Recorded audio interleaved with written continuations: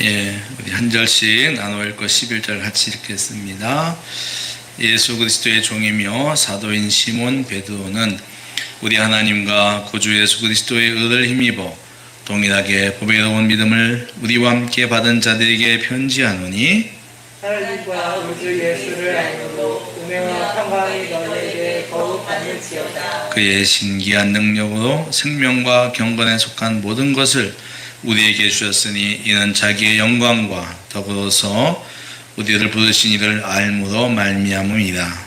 이로써 그 보배롭고 지극히 큰 약속을 우리에게 주사 이 약속으로 말미암아 너희가 정욕 때문에 세상에서 썩어질 것을 피하여 신성한 성품에 참여하는 자가 되게 하려 하셨느니라. 그러므로 너희가 더욱 힘써 너희 믿음의 덕의 지식의 절제를, 절제의 인내를, 인내의 경건을, 경건의 형제 우애의 사랑을 더하라.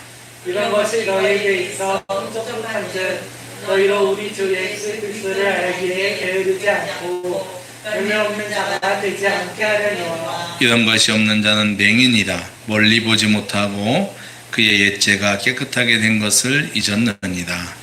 그러므로 형제들아 더욱 힘써 너희 부르심과 택하심을 굳게 하라.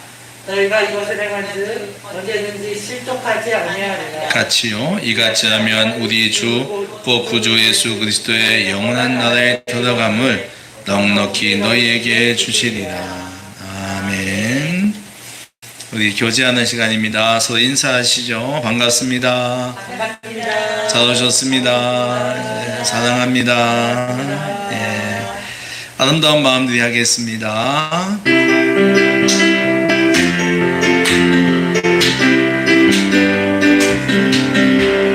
아름다운 마음들이 모여서 주의 은혜 나누며 예수님을 따라 사랑해야지. 우리 서로 사랑해. 하나님이 가르쳐준 한 가지, 내 이웃을 내 몸과 같이 미움 다툼 시기 질투 버리고 우리 서로 사랑. 이 다음에 예수님을 만나면 우리 서로 말할까. 그때는 부끄러움 없어야지. 우리 서로 사랑해.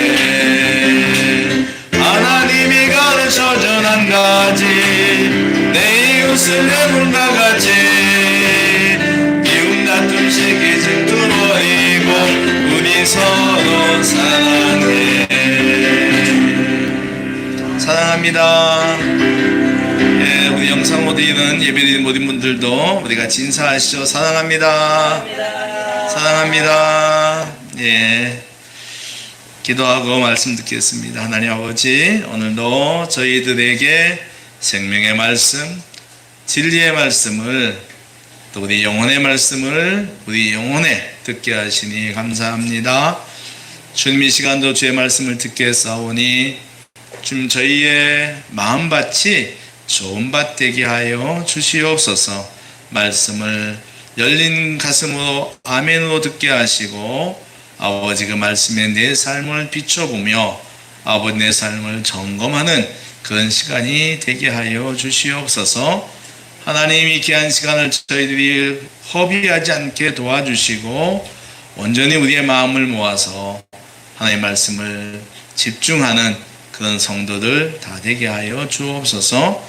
하나님의 성도들의 환경을 주께서 주관해 주시고 말씀 듣는데 방해되는 모든 것들을 주께서 막아 주시옵소서. 주님, 이 시간에 우리와 함께 주시기를 다시 한번 간절히 소망하며 우리 주님 예수님의 이름으로 기도하옵나이다. 아멘. 할렐루야. 하나님께서 이 시간도 우리에게 말씀과 성령으로 은혜를 베풀 줄로 믿습니다. 오늘 우리 조금 전에 우리 배현주 권사님이 기도를 하셨는데 은혜가 되었습니다. 어떤 나이 드신 권사님이 예배 시간에 기도를 하셨다고 합니다. 권사님은 나라를 위해서 늘 기도하셨는데 이렇게 기도했다 그래요. 주님, 이 땅이 분단되어 있습니다. 주여, 이 땅에 평화를 주시옵소서. 지금 나라가 하고 있는 햇볕 정책이 열매를 맺게 해 주시옵소서. 아마 이제 김대중 대통령 계실 때 그때 했던 기도 같아요. 그런데 어느 주일 해야 되었어요. 그날도 이제 권사님 기도 순서가 되었는데 권사님 기도를 이렇게 하시는 거예요. 나이 드신 권사님들은요 똑같아요. 이 땅의 분단 상황을 불쌍히 여겨주시고 하는데 그 다음 단어인 햇볕 정책이 생각이 나지 않는 겁니다. 그래도 무슨 정책인데 그만 이제 침묵을 막 해도 생각이 나지 않는 거예요. 정원 제자매님, 어떻게 얘기를 했을까요? 권사님이 침묵을 한 다음에 권사님이 기도를 계속했답니다. 뭐라고 했을까요? 이 땅의 분단 상황을 불쌍히 여주시고 태양 정책이 열매를 맺게 해주세요 라고 기도했대요. 햇빛이 생각이 안 나가지고 그냥 태양이라고 이렇게 했다고 합니다. 네. 오늘의 유머였어요. 자, 우리는 계속해서 이 성품에 대한 말씀을 나누고 있습니다. 여러분 착한 성도 되시기 바랍니다. 네, 우리 서로 옆에 분하고 몇 분 안 앉아 계시지만 또 집에서 예배드린 분들 혼자 예배드린다면 자기 자신에게 얘기해 보세요. 착한 성도가 됩시다. 자, 우리 서로 인사하세요. 착한 성도가 됩시다. 네, 선한 성품을 가집시다. 네. 그래서 이제 이걸 배우고 말씀을 나누고 있는데요. 자, 이 성품 가운데 우리가 지금까지 4개를 봤어요. 제일 먼저는 믿음이죠. 자, 믿음은 성도의 성품의 가장 기초가 된다. 네, 하나님을 믿는 그 믿음, 그분의 약속을 믿는 그 믿음의 우리 성품의 가장 기초가 된다라고 했어요. 그리고 나와의 관계가 어떤 것을 믿는 거죠. 두 번째는 덕을 얘기했습니다. 그죠? 내 안에 있는 믿음이, 하나님을 향한 그 믿음이 타인과 공동체에 흘러가는 것. 그러니까 우리의 믿음이 하나님에게, 그러니까 사람에게 이제 증명받는 인증샷이라고 할까요? 인증받는 것이 덕이다. 세 번째는 지식이라고 했습니다. 우리 지난 주간에 지식은 기독교에 대한 기본적 가르침이라고 했는데 더 중요한 것은 예수 그리스도를 아는 것이 지혜의 성품이다라고 했습니다. 그렇죠? 그래서 바울이 예수를 아는 것이 너무 고상해서 그 유식한 사람이 세상 지식을 다 배설물로 여겼다 이렇게 얘기를 하죠. 예. 그래서 지식은 예수님을 아는 것입니다. 그 다음에 절제는 뭐였죠? 내 욕망을 통제하는 것입니다. 내 욕망을 스톱시키는 거예요. 그러니까 우리 가운데 우리 시대의 어떤 욕망들, 이제 거의 우상같이 여겨지는 돈이나 돈, 자아 이런 것들로 대하여 우리가 절제하는 것, 이것이 이 절제하는 성품이 우리에게 꼭 필요하다 느꼈어요. 그리고 여러분 지난 주간에 지름신이 오셨는데 그 지름신하고 싸워서 승리한 적 있습니까? 아예 지름신이 안 오셨으면 좋고요. 안 왔으면 좋고. 또 여러분들 내 안의 욕망들을 잘 절제하는 그런 성품들을 되시기 바랍니다. 자, 오늘 계속해서 오늘은 절제 위에 인내를 더하라, 인내 위에 경건을 더하라고 말합니다. 그래서 오늘 이제 인내와 이 경건에 대하여 말씀을 보겠습니다. 인내라고 하는 거 헬라어로 휘포모네입니다. 휘포모네, 기대, 기다림, 경고히 서는 것 등을 의미합니다. 이 신약 성경에서 이 인내라고 하는 휘포모네는 복음서, 바울서신, 또 공동서신, 계시록까지 신약 전체에 등장하는 아주 중요한 성품입니다. 인내는 뜻 그대로 소원하는 것이 이루어지거나 내가 소원하는 것이 이루어지거나 힘든 상황에서 힘든 환경에서 벗어나기를 기대하며 견고하게 기다리는 것, 이것이 바로 인내입니다. 그러니까 내가 소원하는 것을 이루기까지 잘 서 있는 것, 또는 내가 처한 힘든 환경에서 벗어나기를 기다리며 서 있는 것, 그러니까 소나기 같은 것이 지나가기를 기다리는 거죠. 베드로 사도는 절제 위에 인내를 더하라고 합니다. 세상 욕망을 절제하는 것만으로는 성도의 성품은 부족합니다. 절제한다고 하여 내 인생이 꽃길이 되는 것이 아닙니다.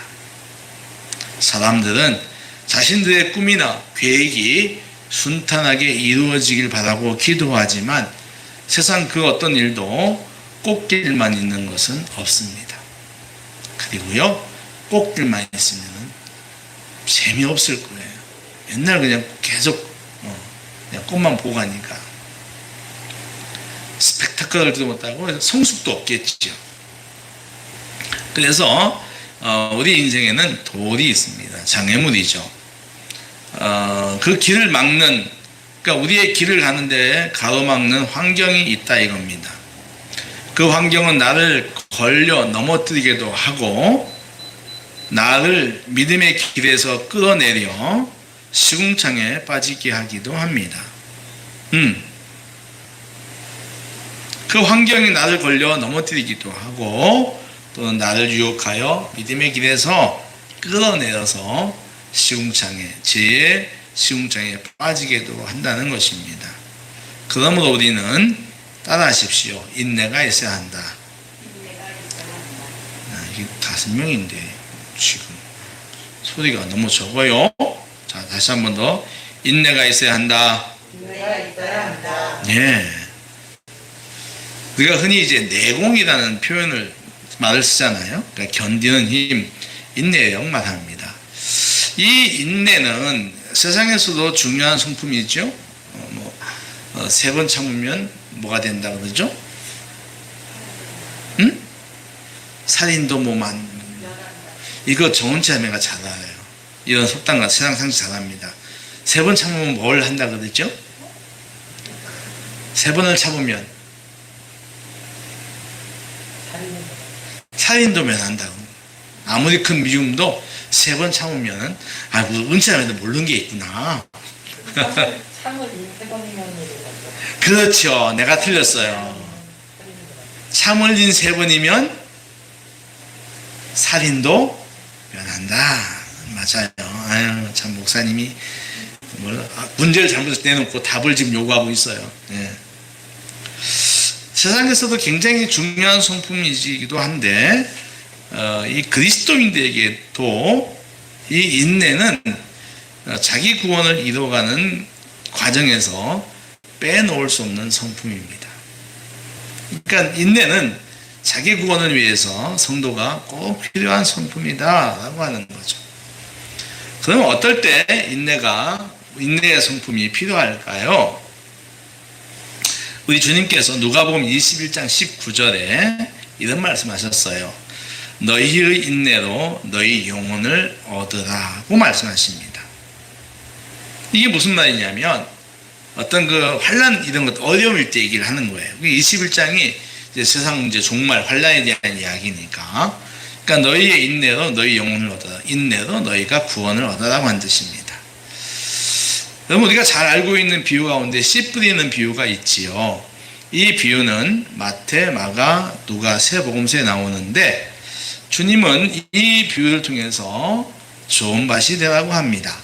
아까 제가 말씀드리기 전에 기도했지 않습니까? 좋은 밭 되게 해달라고 말입니다. 마태와 마가는 이 비유에서 땅에 떨어진 씨가 열매를 맺지 못한 이유가 있다고 합니다. 그 이유로 사탄이 와서 씨를 빼앗아갔기 때문이고 환난이나 박해가 일어났기 때문이며 세상의 염려와 재물의 유혹, 기타 욕심이 들어왔기 때문에 그 씨가 좋은 열매를 맺지 못했다라고 말합니다. 무슨 말이죠? 외부의 환경의 공격, 그렇죠. 사탄 또는 환란, 박해, 그리고 내 안의 생각과 욕망, 세상 염려와 재물의 유혹, 욕심, 이런 것들이 씨가 땅에 뿌리를 내리고 땅 위로 올라가 열매를 맺는 것을 막았다는 것입니다. 주님의 가르침, 이 씨 뿌리는 비유를 통해서 가르쳐 주시는 것은 우리에게 너희는 좋은 땅에 떨어진 씨가 되라고 하는 것입니다. 그 좋은 땅을 만드는 절대적인 요소가 있습니다. 그 좋은 땅, 우리로 하여금 좋은 땅을 만들어 가는데 꼭 필요한 요소, 그것이 바로 인내입니다. 뭐라고요? 네, 인내예요. 그래서 이 같은 씨 뿌리는 비유를 기록한 누가는 이렇게 말을 해요. 잘 들어보세요. 좋은 땅에 있다는 것은 착하고 좋은 마음으로 말씀을 듣고 지키어 인내로 결실하는 자다. 할렐루야. 누가복음 8장 15절 말씀이에요. 그러니까 누가만 이런 얘기를 해요. 마태와 마가는 이런 얘기가 없어요. 근데 누가가 이렇게 얘기하는 거예요. 좋은 땅에 있다는 것은 착하고 좋은 마음으로 말씀을 듣고 지키어 인내로 결실하는 사람이다. 정확하게 기록을 해요. 착하고 선한 마음, 즉 긍정의 마음으로 말씀을 듣고 순종하되 결실할 때까지 인내한다는 것입니다. 이 비유는 열매를 우리가 30배, 60배, 100배 맺으려면 방해하는 것들, 외부적 환경과 내적 염려와 재물과 향락에 대하여 우리가 인내해야 할 것을 말합니다. 여러분, 우리 삶의 환경에 주는 시험과 환란이 있습니다. 지금 같은 코로나 재앙이 2년 가까이 이어질 것, 이것이 바로 우리 환경에 주는 시험과 환란입니다. 우리는 인내해야 합니다. 인내가 필요한 때란 거죠. 말이 그렇지 이런 재앙은 일찍이 없었어요. 전염병이 무서운 것은 알았지만 이전까지 있던 대부분의 전염병은 그 기한이 오래가지 않았습니다. 메르스나 사스나 신종플루 등이 오래가지 않았습니다. 그러나 코로나는 강력한 전염력으로 인해 많은 이들을 감염시켰습니다. 정부는 이 전염력을 막기 위해서 모이는 것을 제한하고 있습니다. 그래서 많은 일상들이 축소되었고 또는 중지되었습니다. 포스트 모더니즘이라고 하는 세계 서양이 있습니다. 예. 해체하고 개인주의를 주장하는 이런 포스트 모더니즘이 있는데, 이 포스트 모더니즘이 사람들 생각, 패러다임을 바꾸기 위해서 50년 걸렸습니다. 아직도 끝나지 않았어요. 그런데 코로나는 2년 만에 사람들 생각을 다 바꿔놨습니다. 그러니까 이념이나 생각의 힘은 목숨을 담보하는 질병 앞에 힘없이 무너지고 말았다는 것입니다. 굉장히 무서운 거예요. 성도와 교회는 하나님께서 코로나 바이러스를 주신 뜻을 기도를 통해서 헤아려야 합니다. 끝없이 성찰하고 회개해야 합니다. 겸손해야 합니다. 동시에 이 환란이 끝날 때까지 인내해야 합니다. 이미 많은 사람들이 좌절하며 낙심하며 무너졌습니다. 우울함으로 인하여 정신건강이 악화되었다고 하는 뉴스가 많이 나옵니다. 이미 많은 소상공인과 자영업자들이 폐업을 했습니다. 문을 닫은 교회들도 있습니다. 매일 아침 일어나 제일 먼저 보는 것이 어제 몇 명의 확진자가 발생했는지 통계 뉴스를 보는 것입니다. 숫자가 줄어들면 안도하고 늘어나면 낙심합니다. 거리두기와 사적 모임 제한 등이 환자 수의 변화에 달려있기 때문이지요. 그래서 백신 수급이 잘 되고 접종률이 늘어나기를 우리는 간절히 기도합니다. 옛날 유행어처럼 6.25 난리는 난리가 아니에요. 이 환경은 신앙생활도 위협을 하고 있습니다. 비대면 예배라는 비정상적 예배가 오래되면서 예배드리는 자세들이 많이 약화되었습니다. 공동체 예배를 올 때 준비하고 가지는 마음 자세를 유튜브 예배에서 동일하게 가지기는 어렵습니다. 한평생 해오던 성도들의 주일 특유의 루틴이 무너졌고 그래도 예배는 드렸으니 됐다라는 생각이 들게 합니다. 신령과 진정으로 드리면 장소가 어디든 있는 곳이 성전입니다. 그러나 신령과 진정이 영상 예배 시간에는 수없이 많은 방해에 노출되어져 있습니다. 유튜브 영상 예배가 오래되면서 성도의 신앙은 분명히 약화되었습니다. 개인의 선택이 예배의 주가 되어버렸다는 것입니다. 예배가 그러니 성도 사이의 교제 그리고 공동체의 사귐과 봉사 등도 약화되었습니다. 지도자들은 이런 상황 속에서 성도들의 신앙이 약화되지 않도록 말씀을 읽게 하고 기도하게 하는 등 이런저런 개인 경건을 권면합니다. 그러나 그 권면이 크게 힘이 성도들의 삶에 영향을 미치고 있는 건 아닌 것 같습니다. 제한적이죠. 여러분들 개인의 신앙이 약화되는 것을 경계하셔야 합니다. 변질되는 것을 두려워하셔야 합니다. 그리고 인내하셔야 합니다. 이 환경에 인내하셔야 됩니다. 그래야 좋은 열매를 많이 맺게 된다는 것입니다. 히브리 기자는 히브리 10장 36절에 이렇게 말합니다. 한번 찾아볼게요. 364쪽입니다. 신약성경 364쪽 히브리 10장 36절입니다.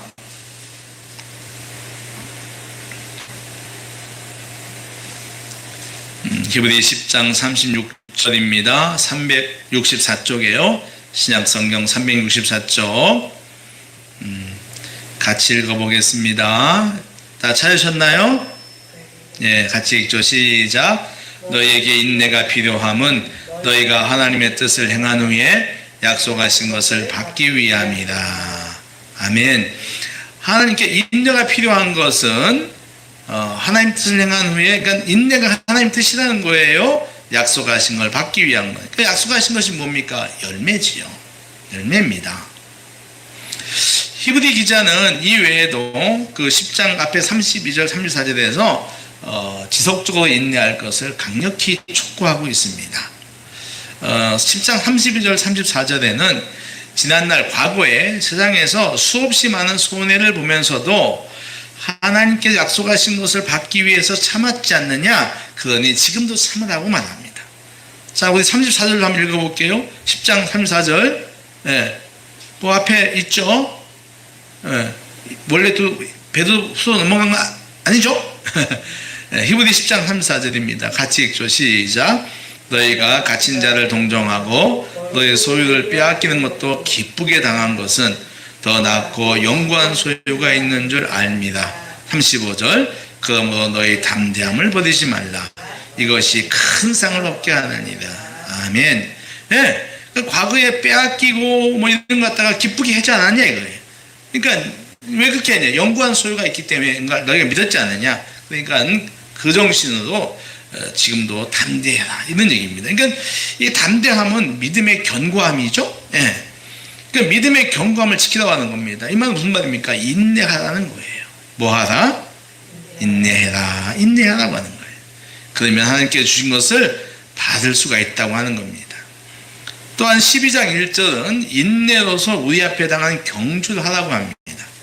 그러니까 믿음으로서, 인내로서 믿음의 길을 걸어가라고 하는 거예요. 근데 바울은 좀 또 이렇게 얘기합니다. 고린도후서 1장 6절에서 바울은 인내를 이야기하는데 한번 들어보세요.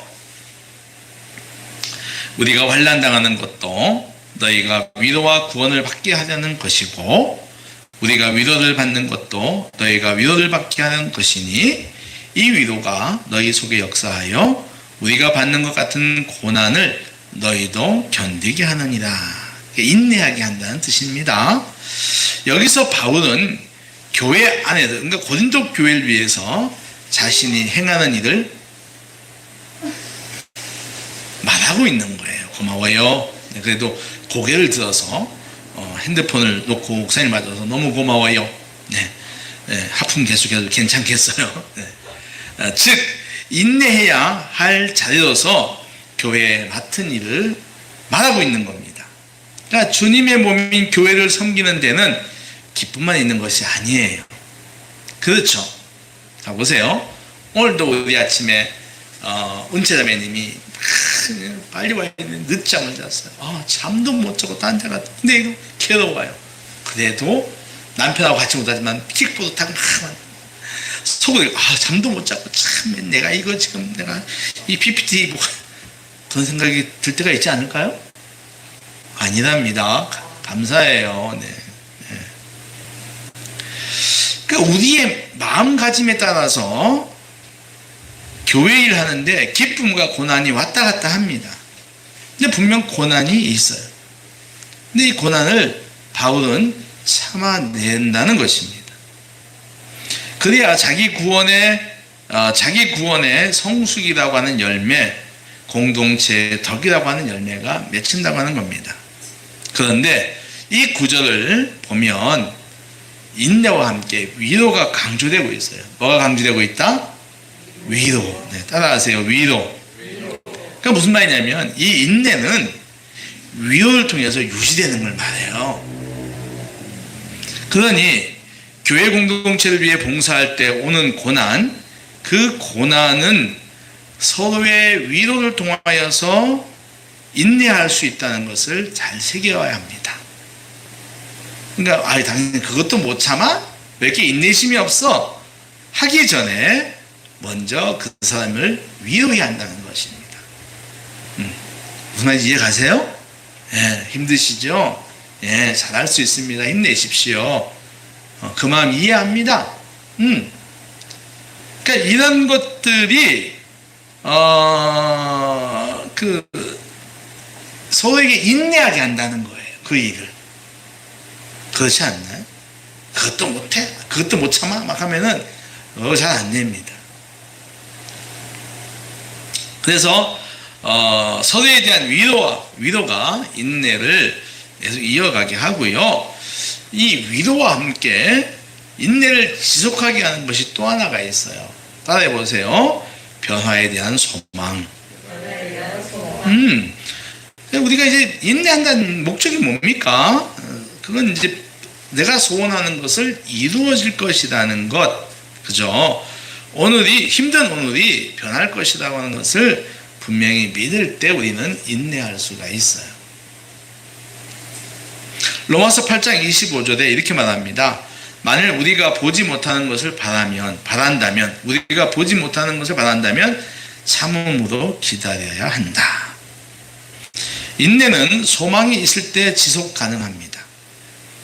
구원과 회복, 내 병을 치료해 주실 것이라고 하는 약속에 대한 소망, 이 가난과 이 고통을 바꿔주실 것이라고 하는 약속, 그 약속에 대한 소망, 이 소망이 우리를 인내하게 하는 거예요. 할렐루야. 근데 이 소망이 없는 인내는요, 시쳇말로 개고생이에요. 뭐라고요? 개고생이에요. 그러니까 인내하는데 소망이 없어. 그거는 쓸데없는 짓이라고 하는 거예요. 우리가 좋아하는 시 가운데 빼앗긴 데에도 봄이 오는가라고 하는 이상한 시인의 시가 있죠. 여러분, 이 빼앗긴 데에도 봄이 오는가라고 하는 이 시를 읽으면서 빼앗긴 데에는 봄이 결코 오지 않는구나 라고 읽지 않습니다. 생각도 하지 않죠. 이건 반문법이잖아요. 그러니 들판은 적들에게 빼앗겼지만 꽃피는 봄은 반드시 온다는 소망을 우리는 노래하지요. 그렇습니다. 하나님은 코로나에 빼앗긴 우리의 일상을 반드시 회복시킬 것입니다. 여러분의 병을 반드시 고쳐서 새롭게 변화시키실 것입니다. 할렐루야. 이 믿음으로 오늘 감사와 기쁨의 노래를 부르시기를 축원합니다. 두 번째는 경건이에요. 자, 사도는 인내에 경건을 더하라고 말합니다. 예, 인내에 경건을 더해라. 이 경건은 유세베이아입니다. 이 유세베이아의 의미는 신앙심이 깊은 것, 하나님을 두려워하는 것, 경외함 등을 말해요. 인내함으로 신앙이 더 한 걸음 앞으로 나아가는 겁니다. 더 성숙해지는 것, 신 앞에서 더 성숙해지는 것, 바로 경건입니다. 그러니까 이 유세베이아는 그 대상이 사람이 아니에요. 그러니까 사람에 대한 존경 뭐 이런 것이 아니라 하나님에 대한 사람의 존경, 그러니까 경배, 경외, 예배 같은 걸 말하는 거예요. 고대 헬라 철학자들은 이 신들의 뜻을 따라 사는 것을 참된 경건으로 보았습니다. 이 철학자들은 신에 대한 최고의 존경과 최고의 고상한 경외로 예배를 말했습니다. 예배는 신에 대한 최고의 경건 행위라고 본 거죠. 근데 이 경건은 무조건적이고 맹목적인 위탁이 아니라 순수하고 숭고한 신성에 대한 경외, 그리고 그 경외를 고백하는 제의로서의 예배, 그리고 신께서 세상을 운영하는 질서에 대한 경외였다라고 책에 나와 있는 것을 제가 보았어요. 이 구약 성경에도 이 유세베이아는 경외함, 여호와를 경외함 등으로 사용되었습니다. 하나님의 정체성에 대한 경외, 고백으로서의 예배, 세상을 다스리는 질서에 대한 경외가 경건이다라고 하는 거예요. 이 신약 성경에는 이 유세베이아라는 말이 15번 나오는데, 바울은 디모데에게 보내는 서신에서 경건이라는 단어를 많이 사용하는데, 이 기독교인의 그리스도 안에서의 경건한 삶 또는 그 방식으로 사용하고 있습니다. 디모데전서 3장 16절에 보니까 이런 말이 있어요. 크도다 경건의 비밀이요. 따라하세요. 크도다 경건의 비밀이요. 이 경건의 비밀을 가진 사람은 그리스도입니다. 그렇죠? 그리고 이 비밀의 내용이 뭡니까? 그리스도께서 육신으로 나타났다고 하는 하나님의 계시예요. 바울은 이 그리스도 안에 있는 구원의 계시를 아는 사람이 되라고 요구하고 있는 거예요. 그러니까 구약의 하나님에 대한 경외가 신약으로 가서 그리스도에 대한 경외로 적용되고 있는 거예요. 연결되고 있는 거예요. 그러니까 구약의 경외는 하나님이라고 했잖아요. 신약에 와서는 뭐예요? 하나님의 계시를 가지고 있는 그리스도.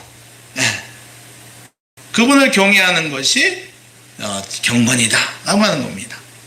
그래서 디모데 6장, 전서 6장 11절에 보니까 디모데에게 경건을 따르라고 말합니다. 그의 그리스도의 가르침에 순종할 것을 촉구하죠. 우리 성도들도 이 경건이라는 말 자주 사용하죠. 우리 주보의 광고에도 요즘 매주 나옵니다. 어디 나와요? 주보 광고 3번을 보십시오.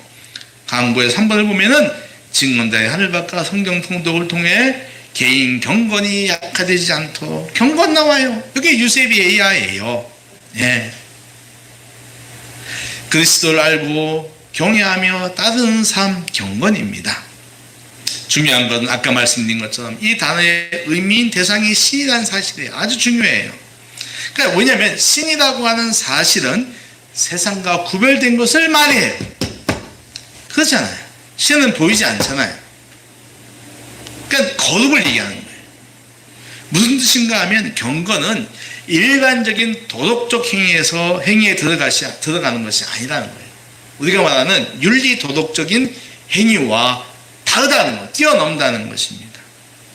경건을 사람들도 취하지요.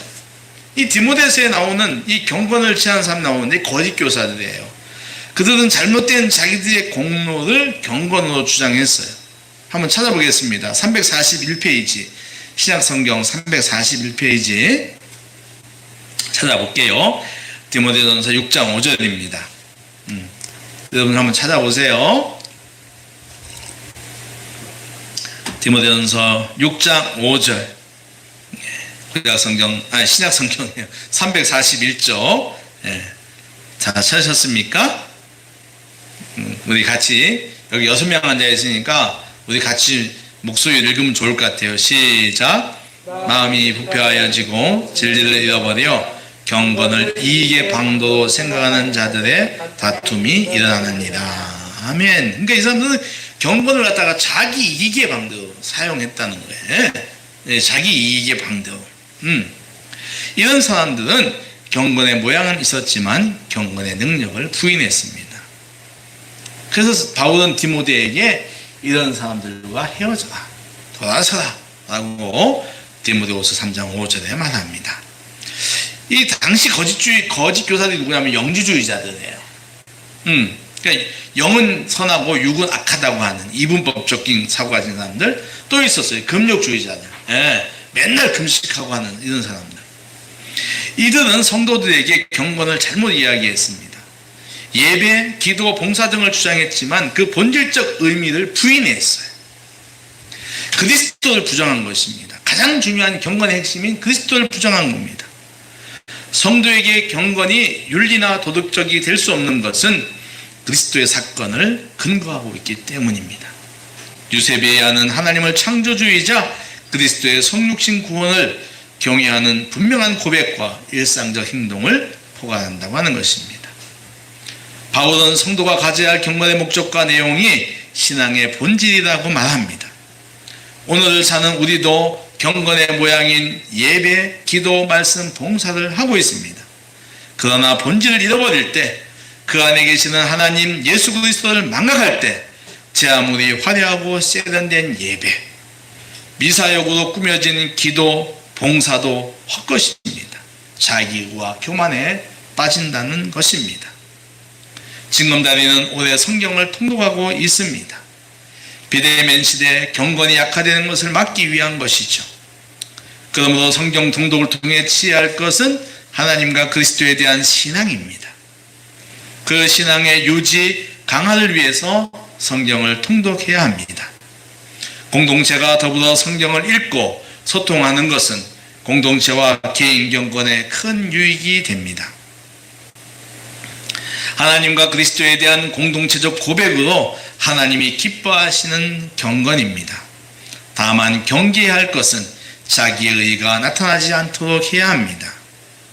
오히려 성경 통독을 통해서 더 낮아지고 겸손해져야 합니다. 이를 위해서 통독을 하기 전후의 기도는 꼭 필요합니다. 저는 읽기 전에 기도하고 읽은 후에 녹음한 것을 입의 속으로 한 번 더 들으며 눈으로 읽습니다. 한 번은 소리내어 읽고 한 번은 들으면서 눈으로 읽는 거죠. 영성에 도움이 됩니다. 매일 읽어야 하니 때로는 부담으로 다가올 수가 있습니다. 일기처럼 숙제처럼 여겨질 때도 있습니다. 그래서 방학 끝날 때 몰아서 일기를 쓰듯이 읽을 때도 있습니다. 그러나 좋은 경건을 위한다면 광야에 필요한 만큼 드리는 만나처럼 읽는 것이 좋습니다. 성경 통독은 하나님 그리스도에 대한 개인과 공동체가 드리는 매일의 경건임을 기억하면 좋겠습니다. 사도 베드로도 경건을 그리스도의 재림을 기다리며 살아가는 그리스도인의 삶의 방식으로 말합니다. 특별히 이 베드로는 공동체 안에서의 경건을 말하고 있어요. 사도는 고난을 받고 있는 소아시아 교회 그리스도의 공동체가 하나님을 더욱 경외하길 바랬습니다. 고난을 견디는 방식으로 공동체 안에서의 경건인 예배, 말씀, 기도, 교제 등이 이루어지기 원했습니다. 그 이유는 그래야 당시에 대박의 고난을 이길 수 있었기 때문입니다. 공동체로 모임이 위축되어 있는 호나 고난 속에 있는 오늘 성도들의 모습을 보게 합니다. 바라기는 우리 안에 공동체 경건이 약화되지 않기를 주의 이름으로 권면합니다. 경건은 개인과 공동체에서 나타나는 믿음의 방식이다. 꼭 기억하십시오. 말씀을 정리합니다. 베드로 사도는 인내와 경건의 성품을 가지라고 합니다. 인내는 힘든 환경에서 내 신앙을 지켜내려고 하는 성품입니다. 잘 참아야 하고 끝까지 참아야 합니다. 이런저런 유혹 속에 내 신앙의 중심을 단디 잡아야 합니다. 단디. 무슨 말인지 아시죠? 단단하게 잡아야 한다는 겁니다. 경건은 성도가 하나님을 향한 최고의 경외를 삶의 고백으로 드리려는 실천적 성품입니다. 예배 드리는 것, 말씀 보고 기도하는 것, 말씀 읽는 것, 성도 간에 교제하는 것, 공동체를 위해 봉사하는 것, 이런 자리에서 나의 무엇이 아니라 하나님을 향한 존경, 경외가 늘 먼저 있기를 주의 이름으로 축원합니다. 인내와 경건의 성품이 성도 여러분들에게 넘치기를 주의 이름으로 축원합니다. 기도하겠습니다. 하나님 아버지 감사합니다. 오늘도 저희들에게 말씀을 주셨습니다. 하나님 주신 말씀 잘 기억하며 하나님 우리에게 힘든 환경 속에서 잘 참는 인내와 또 아버지 하나님이여 삶의 방식으로 나타나는 하나님을 향한 주님을 향한 경건의 성품이 늘 있게 하여 주시옵소서. 예수님의 이름으로 기도하옵나이다. 아멘. 212장 선언가